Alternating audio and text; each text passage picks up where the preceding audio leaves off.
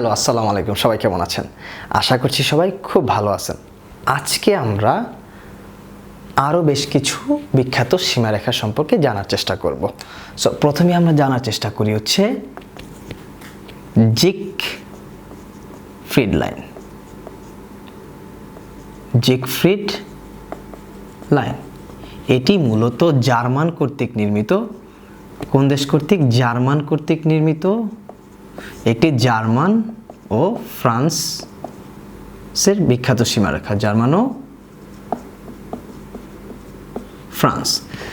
জিগফ্রিড line হচ্ছে German কর্তৃক নির্মিত। আমরা যখন ম্যাজিনো লাইন পড়েছিলাম ওটি ছিল ফ্রান্স কর্তৃক নির্মিত জার্মান এবং ফ্রান্সের বিখ্যাত সীমারেখা। আর জিগফ্রিড লাইন হচ্ছে জার্মান কর্তৃক নির্মিত জার্মান ও ফ্রান্সের বিখ্যাত সীমারেখা। এরপর আমরা জানার চেষ্টা করব হিন্ডারবার্গ লাইন। হিন্ডারবার্গ লাইন। হিন্ডারবার্গ লাইন হচ্ছে মূলত জার্মান ও পোল্যান্ডের মধ্যে একটি বিখ্যাত সীমারেখা। জার্মান ও পোল্যান্ড। জার্মান ও পোল্যান্ডের মধ্যে বিখ্যাত সীমারেখা হচ্ছে হিন্ডারবার্গ লাইন।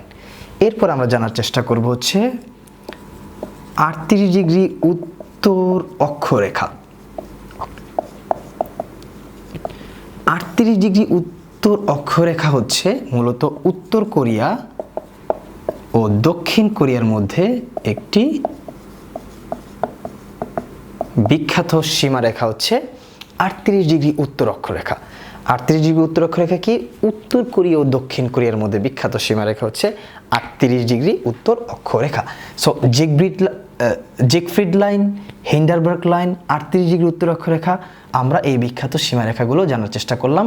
একটা ছিল জার্মানি ও ফ্রান্সের মধ্যে, হিন্ডারবার্গ লাইন ছিল জার্মানি পোল্যান্ডের মধ্যে, 38 ডিগ্রি উত্তর অক্ষরেখা ছিল উত্তর ও দক্ষিণ কোরিয়ার মধ্যে। এবার আমরা জানার চেষ্টা করব 49তম অক্ষরেখা। 49তম অক্ষরেখা।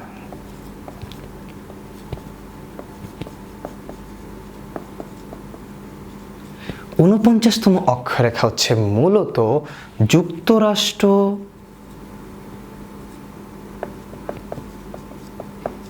ও কানাডা।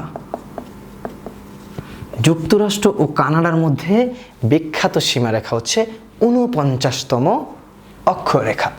এরপরে আমরা জানবো হচ্ছে blue line. Blue line. Blue line মূলত হচ্ছে ইসরায়েল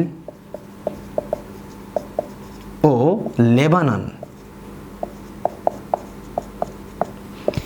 ইসরায়েল ও লেবাননের মধ্যে বিখ্যাত সীমারেখা হচ্ছে ব্লু লাইন।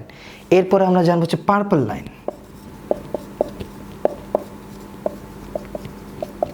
পার্পল লাইন হচ্ছে মূলত ইসরায়েল ও সিরিয়া। ইসরায়েল ও সিরিয়ার মধ্যে বিখ্যাত সীমারেখা হচ্ছে পার্পল লাইন। কি পড়লাম?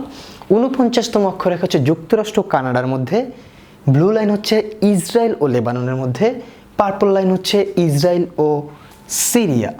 ইসরায়েল ও সিরিয়ার মধ্যে কি বিখ্যাত সীমারেখা। এরপরে আমরা লাস্ট আরেকটা পড়ব, সেটা হচ্ছে স্মরণা লাইন। কি? স্মরণা লাইন। স্মরণা লাইনটি মূলত হচ্ছে যুক্তরাষ্ট্র ও মেক্সিকোর মধ্যে বিখ্যাত সীমারেখা, যেটি হচ্ছে যুক্তরাষ্ট্র